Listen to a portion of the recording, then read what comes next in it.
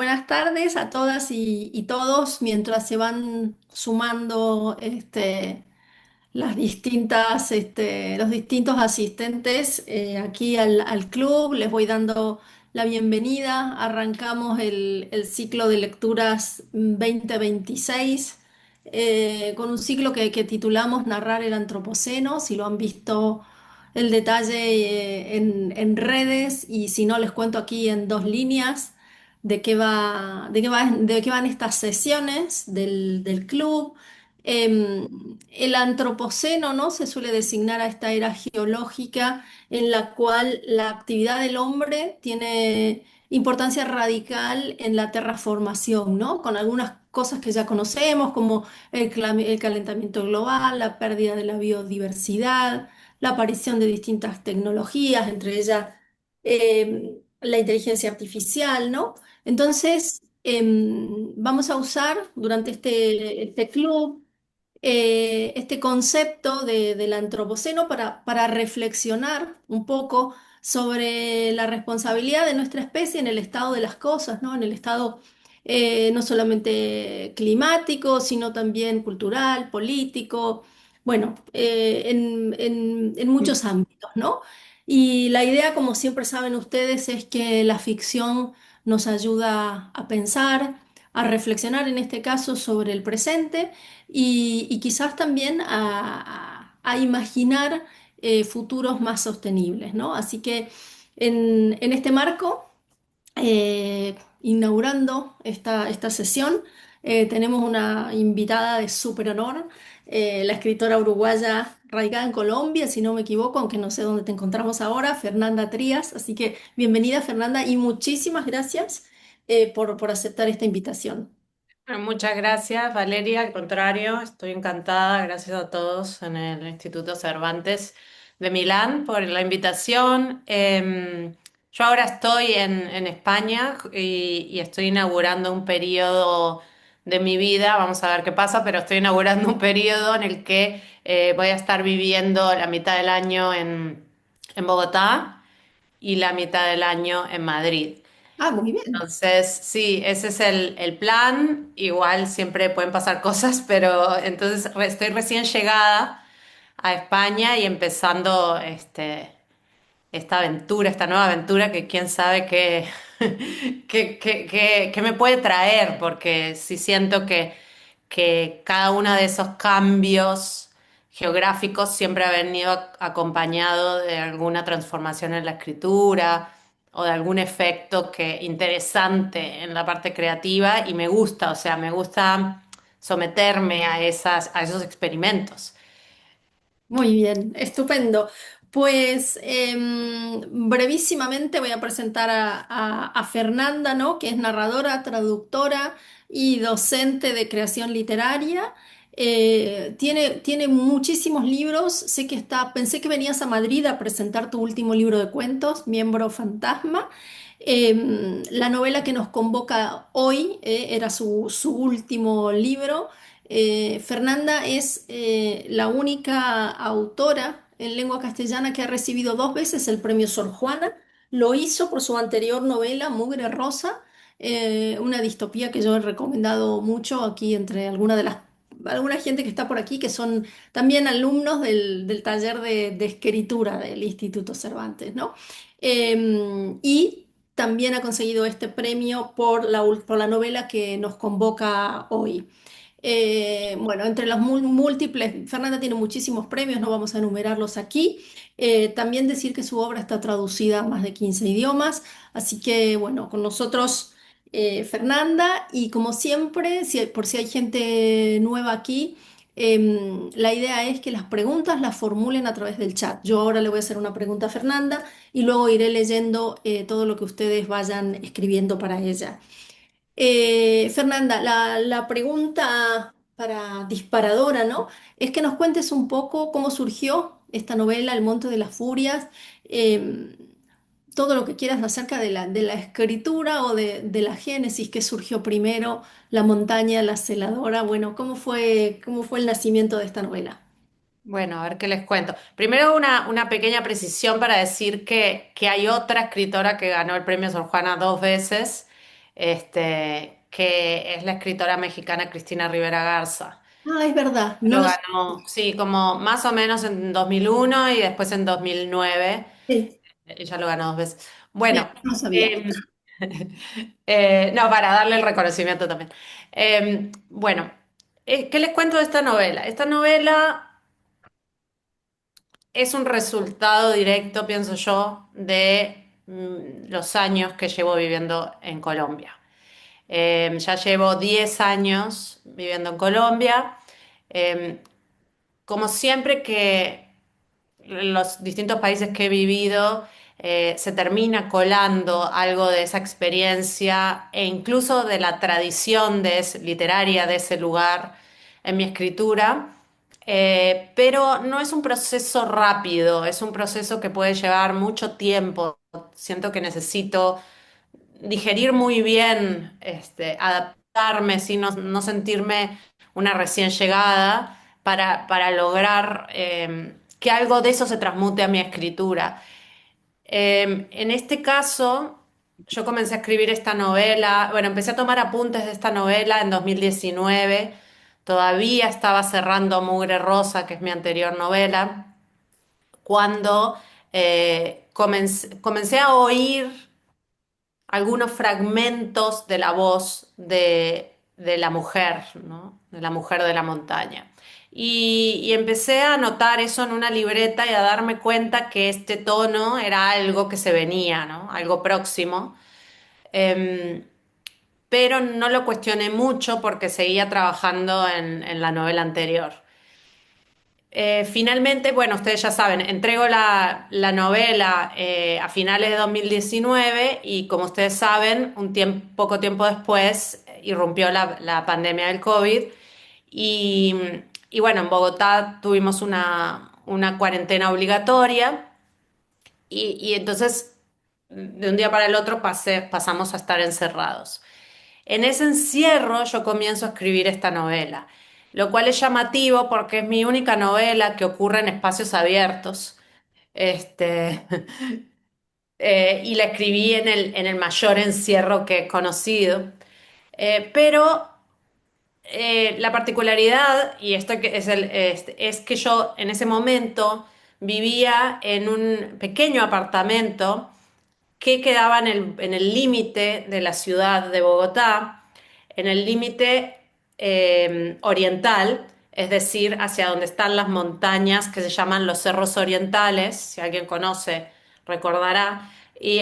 Los Cerros Orientales realmente son unas montañas muy características porque marcan el paisaje de la ciudad y son muy enormes, es decir, son una presencia muy completamente inevitable, ¿no? Está ahí, muy verde y es de un verde perenne, ¿no? No cambian los colores durante el año, siempre se ve extremadamente verde. Y muy alta, considerando que Bogotá ya es una ciudad que está construida a 2.600 metros de altura y las montañas se ven mucho más altas que la ciudad, como un gran muro verde, ¿no? Entonces, mi apartamento tenía dos ventanas y las dos ventanas daban hacia el mismo lado, que era esta montaña. Y la particularidad es que yo estaba en el límite de la ciudad, es decir, que yo tenía solo una calle más y se terminaba la ciudad. Ahí empezaba la montaña, como les digo, que era este muro, donde ya está protegida y por lo tanto no se puede construir, etcétera, si no ya estaría llena de edificios. Eh, entonces, en el encierro, yo de pronto quedé de cara a la montaña, en lo que en mi experiencia se vivió como quedar encerrada con la montaña, ¿no? Y ahí es donde empieza este asunto, realmente. A partir de una cantidad de reflexiones y de observaciones que yo misma hice en mi propia experiencia. Pero lo que es maravilloso de la imaginación es que vos podés agarrarte de una cosa y extrapolarla a algo que no te esperabas, ¿no? Entonces, realmente es a partir de esta experiencia de observación y de este cohabitar con la montaña, que era mi único espacio de afuera que yo tenía, eh, es que empiezo a fantasear con la idea de que yo estoy viviendo sola arriba de la montaña y que no hay nadie más, que la ciudad a mis espaldas se ha evaporado. Entonces ahí es como empieza esta sensación incluso me acuerdo que que la primera frase que escribí es justamente la primera frase del primer cuaderno que se llama La casa, ese es el cuaderno más descriptivo, más de construcción del espacio, porque es un espacio que va a tener una gran importancia. Y yo recuerdo haber escrito, yo vivo en una casa chica, yo vivo sobre una montaña que es un bosque empinado. Y eso era mi vida, ¿no? Esa era mi realidad. O sea que esa frase en sí misma, esas dos frases en sí mismas son autobiográficas. Eh, y a partir de ahí empiezo a dejar volar la imaginación y a imaginar a esta mujer. Eh, Comienzo a escribir y muy pronto entiendo, o sea, muy pronto entiendo que la otra voz que irrumpe es la voz de la montaña. Si bien la primera voz fue la de la mujer, no tardé mucho en involucrar la voz de la montaña. Y luego, y ahí, claro, entró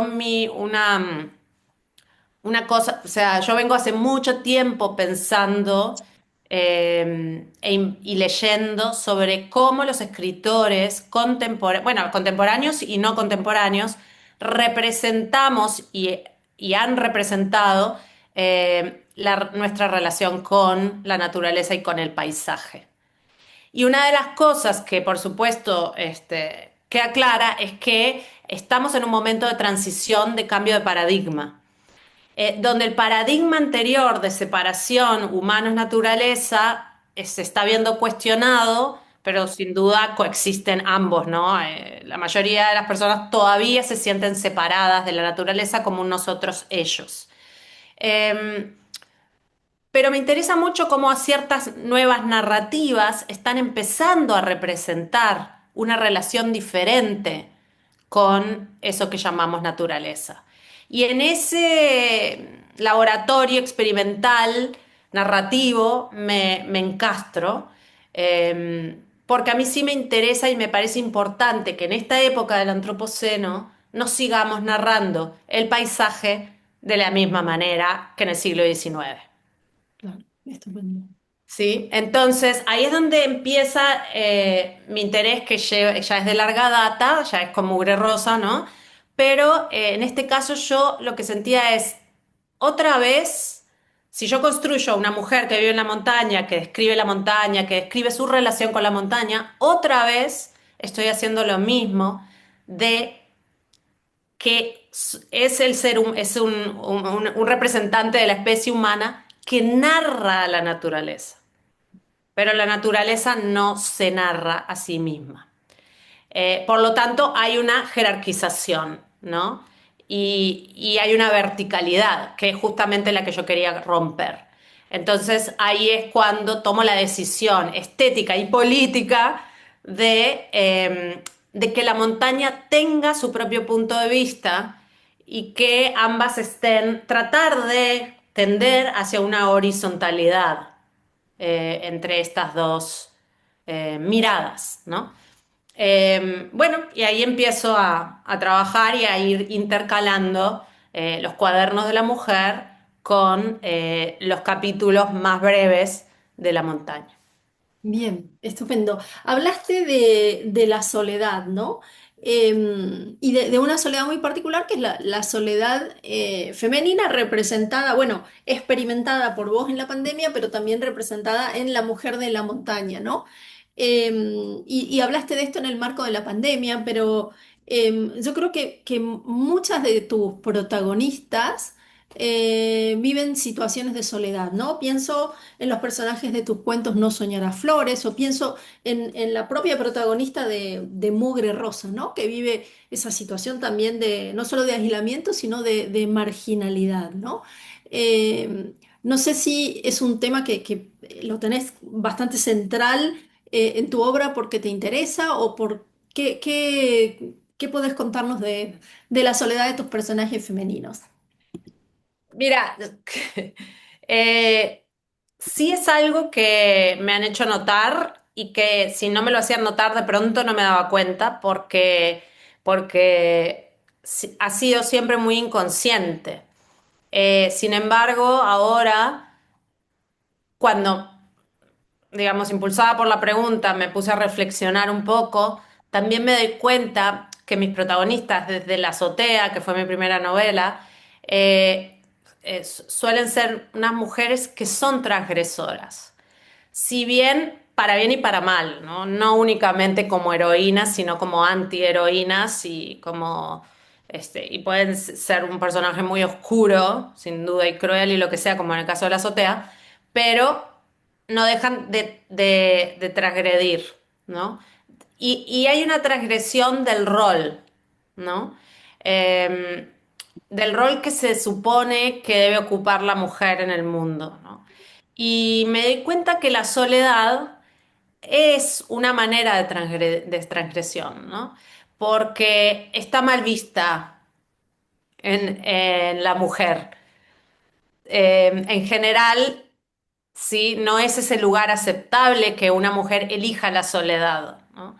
Entonces, esta mujer de la montaña lo hace. Ella quiere, ella, o sea, sí quiere vivir sola allá arriba y por supuesto se enfrenta a las contradicciones de la soledad, que por momentos necesita contacto humano y ir a hablar con cualquiera, si sea con el celador. Pero elige eso y en parte por elegir eso es que se encuentra con su mundo interior eh, y que elige la escritura, ¿no? Hay una elección de la escritura que viene de ahí, bueno, ella se pregunta, ¿a quién le estoy hablando? ¿A quién le escribo? ¿Para quién escribo? ¿No? Sí, exactamente. Mira, empiezo por el final porque la última pregunta dice, ¿cómo trataste la relación en el texto de la escritura dentro de la escritura? Sí, ese era un tema que me interesaba muchísimo, pero que no partí con la idea. Yo no tenía ni idea que esto se iba a imponer, que ese tema se iba a imponer, ¿no?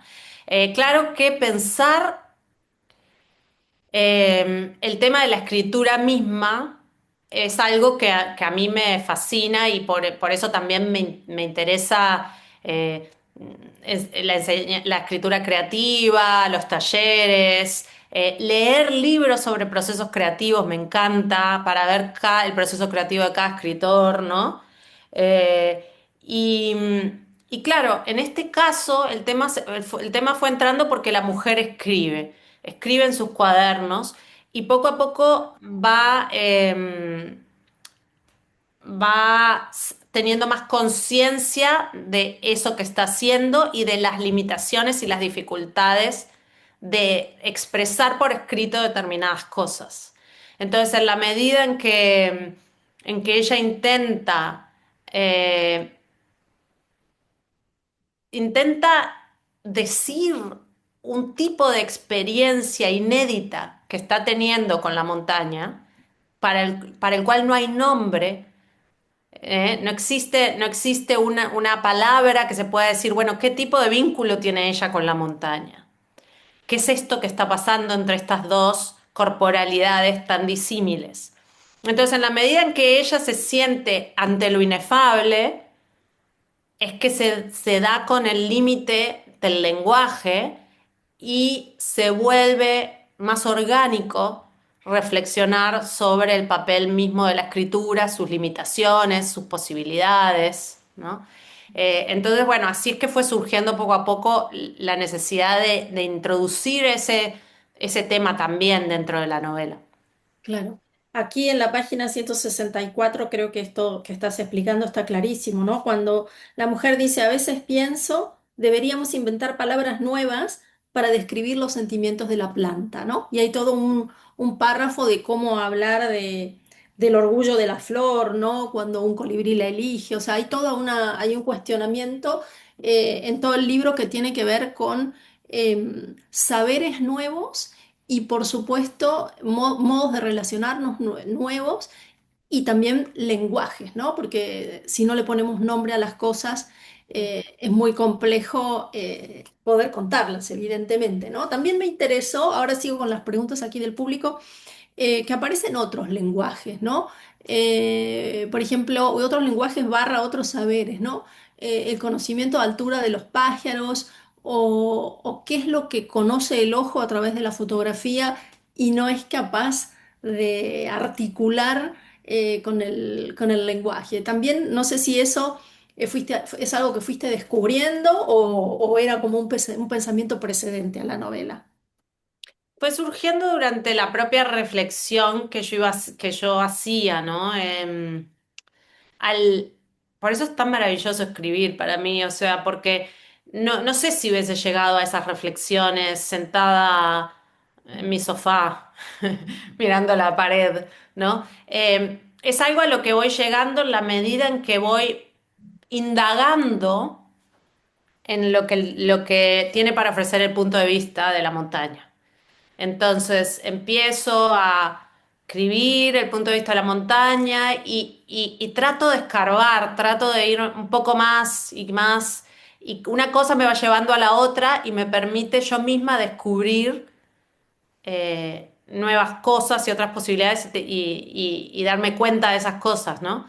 Entonces, yo cuando me cuestionaba cómo escribir La voz de la montaña, una de las cosas a las que llegué fue, la montaña no es un individuo, es un cuerpo múltiple, ¿no? A diferencia de nosotros los seres humanos, que todos nos sentimos individuales, la montaña no entiende esta idea de individualidad, no la concibe, no es que no la entienda, no la concibe. Entonces, los límites de dónde empieza y termina la montaña y qué es monte, qué es montaña, qué es tierra, qué es animales, qué es flores, se tenían que estar moviendo todo el tiempo, ¿no? Y ser más flexibles. Entonces, así es como poco a poco voy llegando a esto de decir, bueno, pero los pájaros, si bien están separados de la montaña, pueden ser como emanaciones del propio cuerpo de la montaña, ¿no? Y etcétera. Entonces, por ahí fue un poco la reflexión. Aquí te pregunta Mercedes, que bueno, es compatriota tuya aunque vive en Milán, ¿qué significa para vos la relación de la protagonista con los cuerpos muertos? Significa,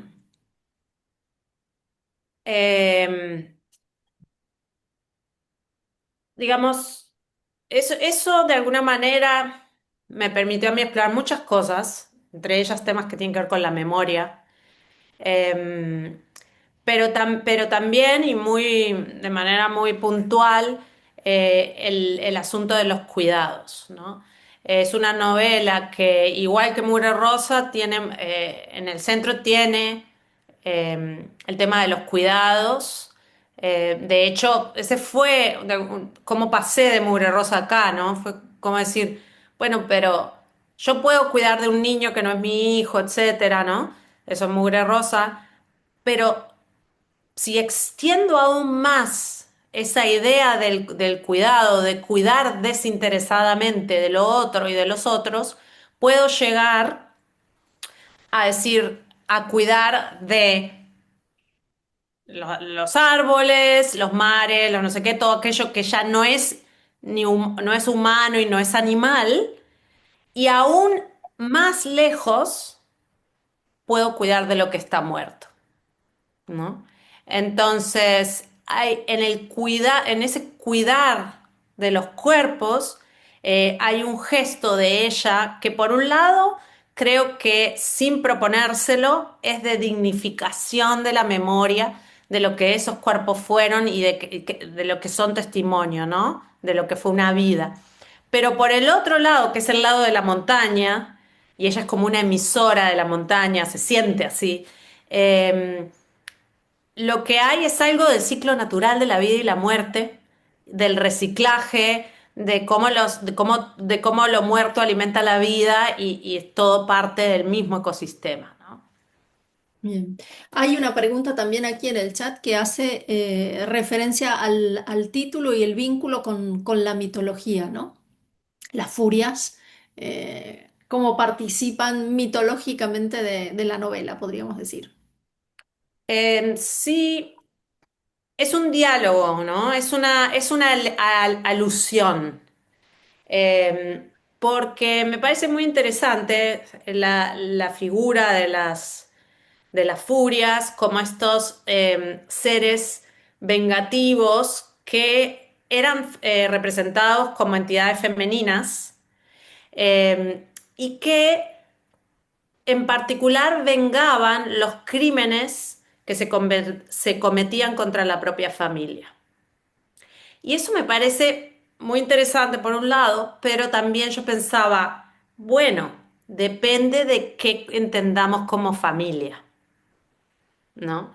Entonces, si yo amplío la acepción de la palabra familia, los crímenes cometidos contra el territorio podrían entenderse como contra nosotros mismos, básicamente, ¿no? Entonces, estas almas que aparecen en la novela, yo las asocié con estos espíritus, estas entidades que de alguna manera venían a vengar, eh, eh, venían a vengar esos crímenes cometidos, ¿no? Contra el territorio y contra los propios cuerpos humanos también. Y entonces esa alusión me interesaba ponerla de esa manera, más allá de que no son furias griegas, ¿no? Claro. A mí, yo respecto a esta pregunta de este tema, también tenía otra pregunta porque me parece que las furias, ¿no? Las furias griegas barra adaptadas por los romanos, ¿no? Además de vengar específicamente, como bien dijiste, los crímenes cometidos contra la propia familia, habitaban en este lugar, el Erebo, que era la tiniebla de los infiernos, ¿no? Y la niebla es un personaje constante de esta novela. Luego también, para los griegos, las furias a veces asumían como voces de perros, ¿no? O perras que Sí, sí, sí. perseguían, ¿no? Y aquí también Está la la mujer jauría. está Mm. esta jauría que a veces atemoriza, otras veces acompaña, ¿no? Y obviamente también las furias a veces enloquecían, ¿no? A los humanos. Y por último, otra cosa que también es interesante de las furias es que prohibían a los adivinos hacer profecías exactas, ¿no? Porque no querían que los humanos tuviéramos esta certidumbre que nos podía asemejar a los dioses. Y de alguna manera yo creo que todos estos elementos de las furias mitológicas eh, aparecen, ¿no? En tu novela, ¿no? En esa, por ejemplo, en la bruja esa que hace amarres, ¿no? Bueno, ya dijimos la presencia de la niebla, la presencia de las jaurías, pero también en el veneno de la mujer de la montaña, ¿no? Entonces, creo que aquí hay la pregunta es si hay una reelaboración consciente y minuciosa, ¿no? De esa mitología para que las furias sean externas, salvajes, pero también internas, ¿no? De esa naturaleza salvaje interior. Sí, sí, totalmente, porque bueno, yo tenía esas furias presentes y fui trabajando con ellas, ¿no? Fui trabajando los distintos sentidos. De hecho, al final, en lo que se llama la última hoja, creo que se llama última hoja. Ah, no, la última hoja está adelante, perdón, perdón. Del principio. Sí, sí, sí, no. En el final, se llama Las Almas, en el que se llama Las Almas, que es una parte breve, empieza diciendo que las raíces que se arrancan de la tierra, ahora no lo recuerdo porque no tengo el libro acá, pero yo estaba pensando justamente en eso, ¿no? En la imagen de la mandrágora Sí. que el mito dice que los perros arrancaban las mandrágoras esa raíz, ¿no? Y cuando la arrancaban de la tierra, cuando eran desarraigadas, cuando eran arrancadas violentamente de la tierra, se oían gritos, ¿no? Entonces, eso está directamente ahí, solo que no utilizo la palabra mandrágora. Eh, no me acuerdo cómo decía. No me acuerdo cómo decía exactamente. No sé si te referís a las barbas de musgo, ¿no? Porque ese capítulo de las almas habla mucho de, bueno, del musgo, de los hongos, ¿no? Sí, pero en la primera frase Sí, de... las almas salen de la tierra, salen con las piernas enredadas, raíz ronca, su grito ensordece a los perros. Esa es, ¿no? La referencia. Sí. Y entonces, y de hecho, exactamente, ese grito enloquecía. En el mito, ese grito volvía loca a la gente. Sí. Claro. Aquí tenés otra pregunta, te dice la protagonista de los capítulos, perdón, estoy leyendo mal. A mí la montaña me da miedo. Protagonista de los capítulos en tercera persona, es una entidad amenazante, un dios bíblico y cruel. Quiere venganza por ser herida y desgarrada por los hombres, que por cierto son culpables. El ciclo orgánico de la muerte y renacimiento en el monte no nos tranquiliza. La furia de la montaña lo va a destruir todo, incluso a la misma montañera que quería cuidarla. Es un escenario terrible. ¿No hay ninguna esperanza? Te preguntan. Bueno, es que yo no lo interpreto así, pero es una interpretación. Pero porque yo no creo que la montaña sea cruel. Lo que creo simplemente y lo que los seres humanos llamamos crueldad de la naturaleza es una simple indiferencia ante nuestro tamaño. Nosotros, para la mirada de la montaña, no hay diferencia entre la mujer, el hombre, que es el celador, y otros hombres que aparecen, y una hormiga, un pájaro, una planta, ¿no? En la mirada de la montaña, que es una mirada geológica, el ser humano es un suspiro más. Y es así. O sea, es así. No tiene ningún signo de valor, ni cruel, ni no cruel, es simplemente nosotros cuando vemos esa línea de tiempo desde la creación de la Tierra hasta hoy, toda la historia de la especie humana es un pelo al final de la línea, ¿no? O sea, es algo muy impactante que si un día van a Nueva York, vayan al Museo de Historia Natural. En el Museo de Historia Natural hay una gigantesca rampa espiralada que se sube, ¿sí? Pero es un edificio. Hay una gigantesca rampa espiralada que representa el tiempo y te va marcando toda esta sección es los dinosaurios, toda esta sección es no sé qué. Y cuando llegás al final de la rampa, ves una rayita, una línea. Esa es toda la historia de la humanidad, ¿no? Entonces, simplemente el tiempo geológico pone a todas las cosas en su verdadera perspectiva. Yo lo que siento es que hay algo tranquilizador. Para mí hay algo tranquilizador en entender el tiempo de una manera mucho más amplia que, que darle tanta importancia y protagonismo al ser humano, ¿no? Porque también me permite confiar en en que el propio proceso de la tierra se recupera, los bosques se recuperan después de incendios furibundos, simplemente que en un tiempo que tal vez yo no alcance a ver, pero sé que la vida continúa, que las cosas se recuperan, ¿no? Entonces yo ahí encuentro un sosiego. Eh, y creo que ahí hay mucha esperanza, ¿sí? Que nos saca del pensar, bueno, el ser humano todo lo destruye, pero hay una fuerza de la naturaleza eh, que es muy poderosa, ¿no? Y que me permite tener un poco de esperanza de que se puede recuperar, aún a pesar de nuestros esfuerzos por destruirla. Y además, hay algo que me parece muy bonito y muy esperanzador, y es que la vida continúa, la vida se impone, ¿sí? Me gusta esa imagen que todos hemos visto caminando por algunas calles de un tallo de una planta silvestre saliendo entre una grieta de cemento, ¿no? Esa imagen es la imagen, significa que dejado el suficiente tiempo, la planta, el verde, va a romper incluso unos bloques de cemento que parecen imposibles, ¿no? Y hay muchos de estos ejemplos que son muy interesantes, como por ejemplo, si ustedes miran y fotos que hay, porque hay proyectos fotográficos de esto, de cómo ha mutado la zona alrededor del accidente nuclear de Chernóbil, ¿no?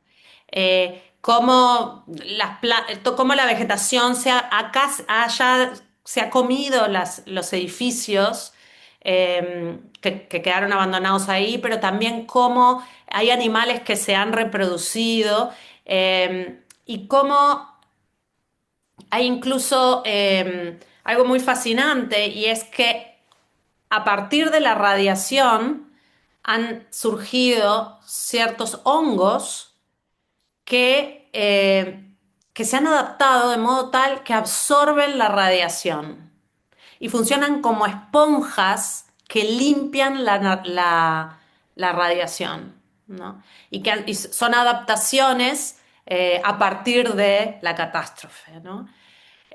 Todo eso me parece muy interesante. Sí, interesantísimo, y ya que estamos, les recomiendo, que lo escribí ahí en el chat, hay un libro maravilloso, un ensayo de Carl Flynn que se llama Islas del Abandono y que comenta específicamente muchos de estos fenómenos. Es una periodista, ¿no? Que es un libro de no ficción, ensayístico, y que habla mucho de todos estos temas, ¿no? La pervivencia de lo natural en escenarios catastróficos. Retomando esto que decías vos, Fernanda, hay una pregunta que creo que tiene que ver con esto, con el tiempo geológico versus el tiempo humano, ¿no? O por lo menos yo lo entendí así, pero cuéntanos, porque aquí te lo preguntan, ¿por qué la protagonista del libro no tiene nombre? Es una pregunta que me hacen mucho, es una pregunta que me hacen mucho. Y yo puedo ensayar muchas respuestas diferentes, ¿sí? Eh, Sin embargo, una que me resuena tiene que ver con hay mucho, en los capítulos de la montaña se ve patentemente, hay mucho de construcción de mito, de como una mitología específica, ¿no? La voz de la montaña tiene una cosa mitológica, así como habla, incluso en su tono, etcétera. Es como, a mí me interesaba pensar que construir todo un mito en torno a la montañera como esta mujer que existió alguna vez, tal vez, ¿no? Y que se internó en el bosque y que ahora hace parte de la montaña o de los espíritus que habitan la montaña. Hay muchos mitos en las zonas andinas que hablan de presencias femeninas que son híbridas. Y esto era muy importante y en esa parte que citaste, Valeria, al final, donde habla de las barbas, de los musgos, de todo esto, describe un cuerpo híbrido, ¿no? Donde la mujer ya prácticamente inicia una metamorfosis, donde su cuerpo ya está medio transformado. Puede ser metafórico, podemos leerlo de manera realista y simplemente verlo como metafórico, o podemos leerlo de manera fantástica y ver que ha iniciado una metamorfosis, ¿no? En la que su cuerpo ya tiene esta hibridez. Y a mí eso me interesaba, porque yo, así como investigué sobre las furias, también investigué sobre los personajes de los mitos andinos, como por ejemplo la Madre Monte o la Patasola, que son entidades que deambulan por el bosque y que los campesinos dicen, ay, se me apareció este espanto. Y el espanto siempre es mitad mujer, mitad planta, mitad selva, mitad bosque, ¿no? Siempre es femenino, la entidad femenina genera espanto, ¿no? Sobre todo si está muy tan desarreglada que parece que estuviera, que se hubiera mimetizado con la selva, de que tal vez simplemente es una mujer con el pelo muy largo, muy, con las greñas muy así, y que vive sola en lo profundo del bosque, y entonces, bueno, se la cruza un campesino y dice que es un espanto, ¿no? Entonces, yo pensaba que el hecho de que ella no tuviera nombre, un nombre propio, ayudaba a esta sensación de decir, bueno, esto puede ser como la precuela de uno de estos mitos, ¿no? Donde la montañera o la mujer de la montaña se convirtiera en un personaje más arquetípico, ¿no? Sí, bien. Me interesaba de esto también, bueno, me interesa todo lo que estás diciendo, ¿no? Pero para trazarte la pregunta siguiente, hablabas un poco de los mitos andinos y de estos personajes medio metamorfoseados, ¿no? De hecho, el libro tiene en el arranque un epígrafe de Manuel Ecocha, ¿no? De atravesar una metamorfosis significa poder decir yo en el cuerpo de otro. Y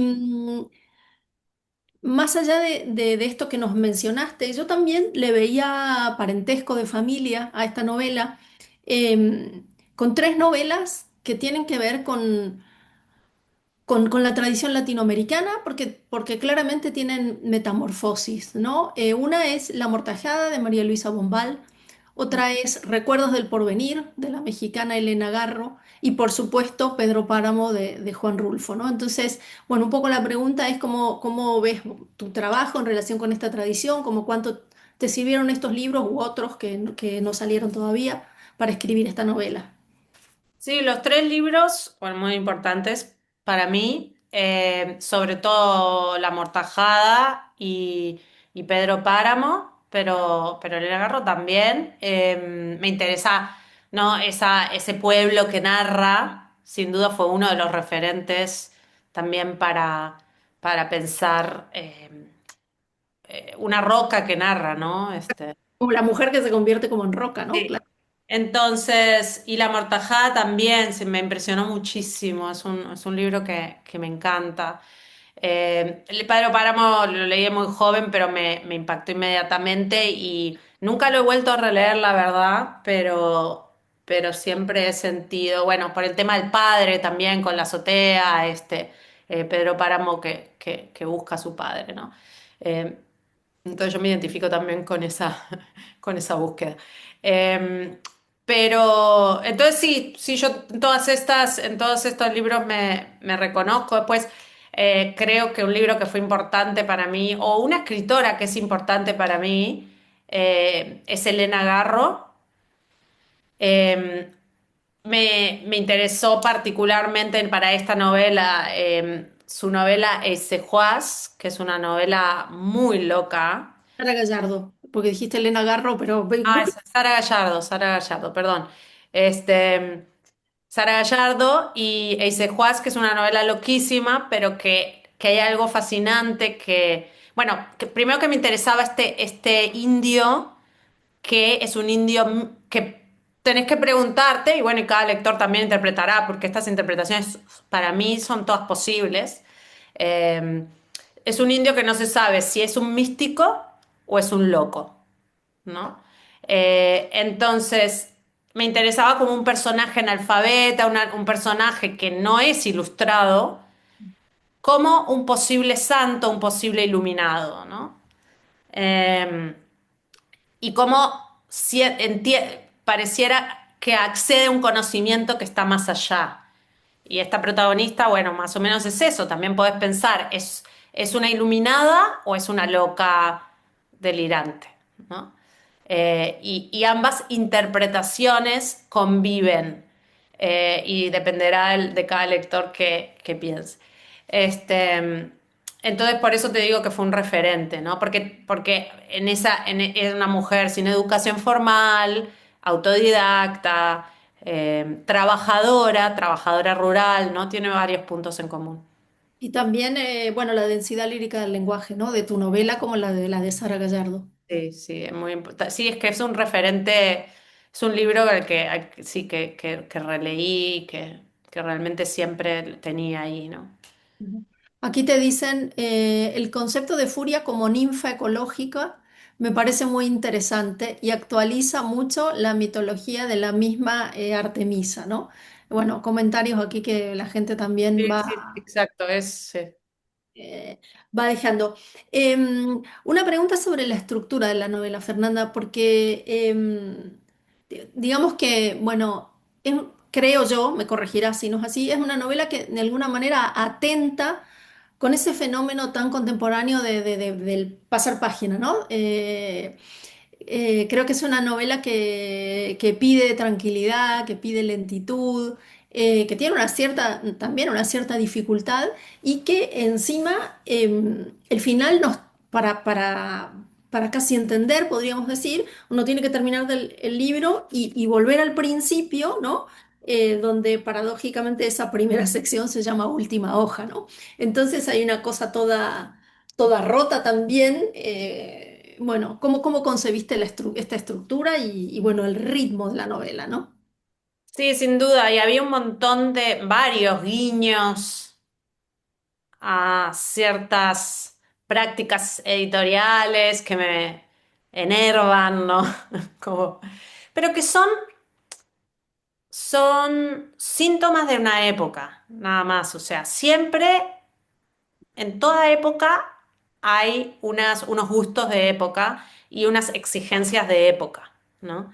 Nosotros tenemos, y todas tendrán sus cosas buenas y malas, nosotros tenemos la gracia de estar en esta época eh, donde las series se convirtieron en los lineamientos de cómo concebimos las historias, los relatos, ¿no?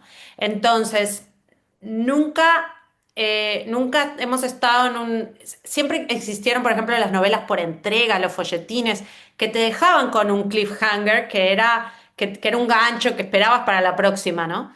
Pero nunca hemos estado tanto en esta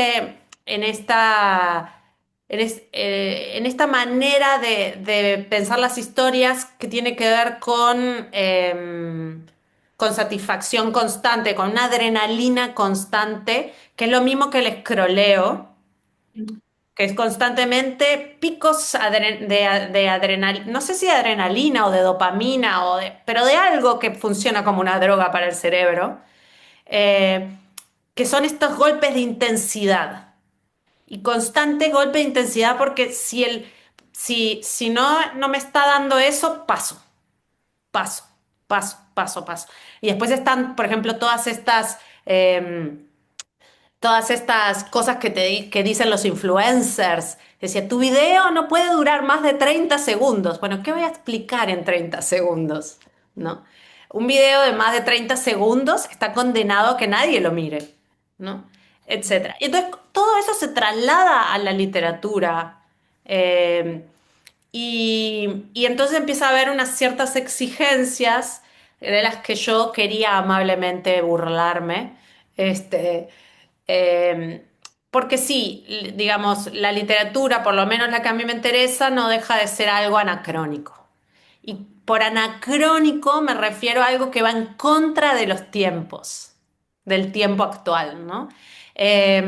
Que no te va a dar exactamente eso, sino el elogio a la lentitud, el elogio al detalle, a hacer a mirar con atención, porque si hay algo que hemos perdido es la mirada atenta, ¿no?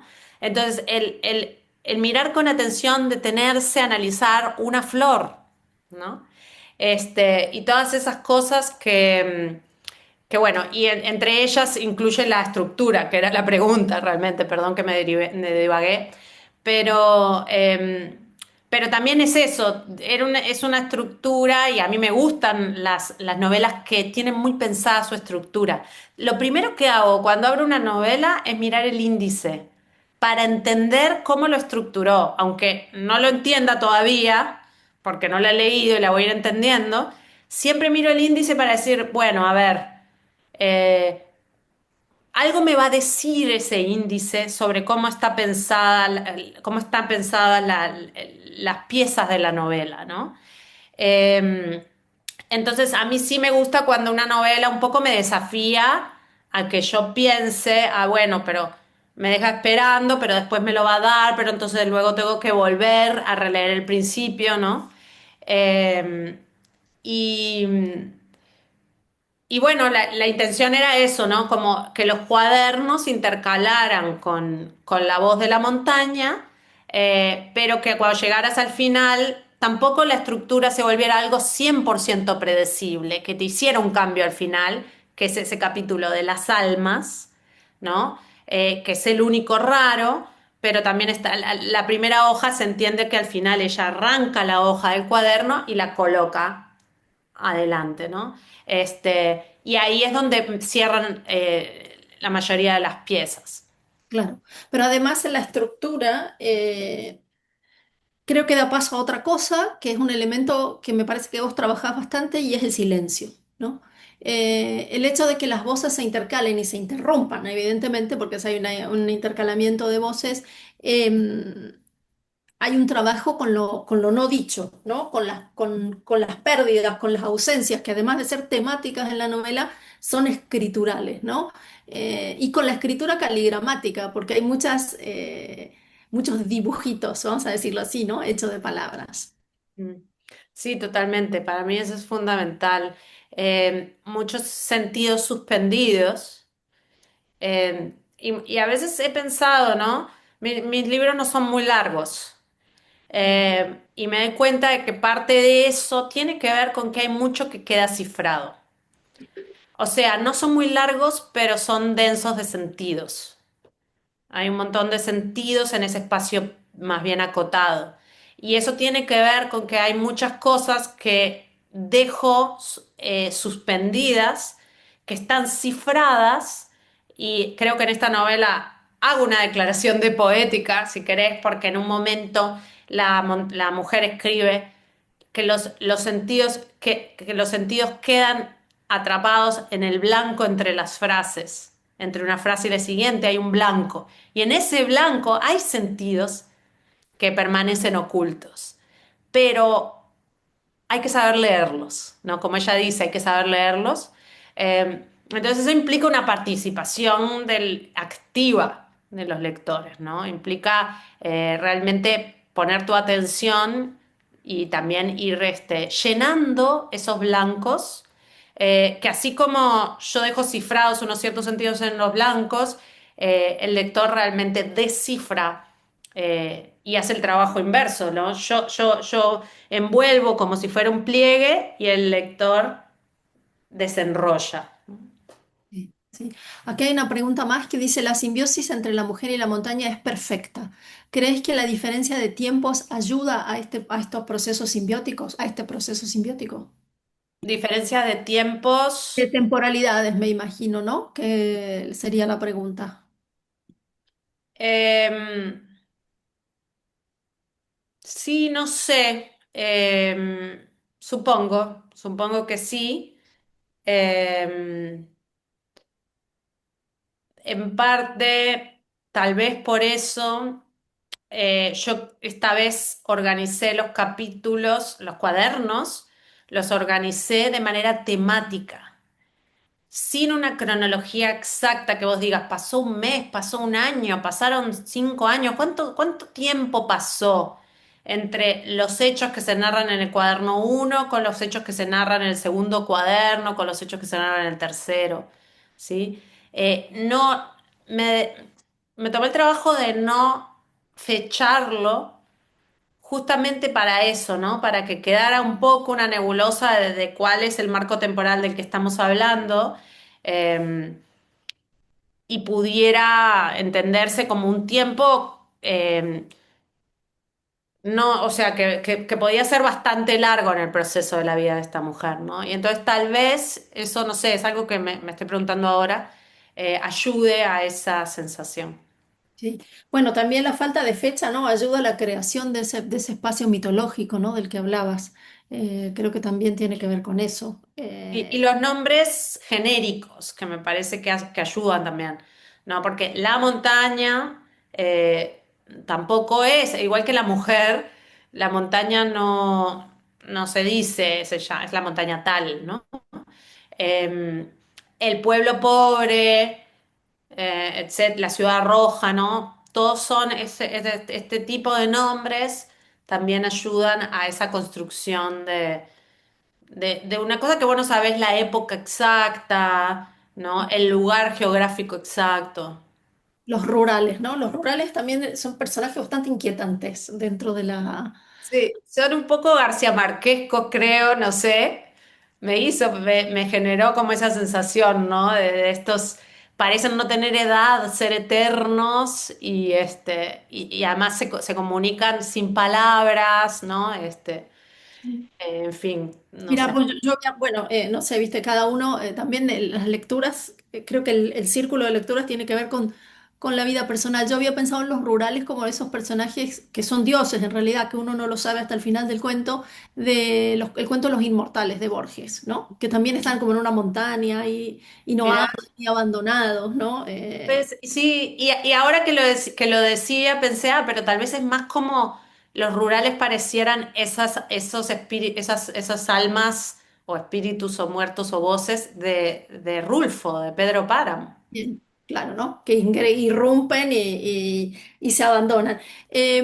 Para terminar, una última pregunta que tenés aquí en el chat, ¿no? Cuando hablabas de la soledad y de las voces que irrumpen en este libro, y te preguntan, la soledad en este libro está llena de voces, ¿verdad?